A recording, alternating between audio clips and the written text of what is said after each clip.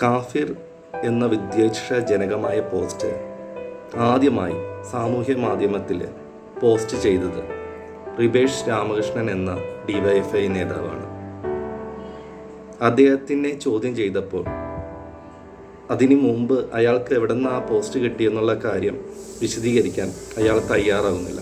ആ കാര്യവും പോലീസ് കോടതി മുമ്പാകെ കൊടുത്ത റിപ്പോർട്ടിൽ പറയുന്നുണ്ട്. എൻ്റെ ചോദ്യം ഇത്രയേ ഉള്ളൂ.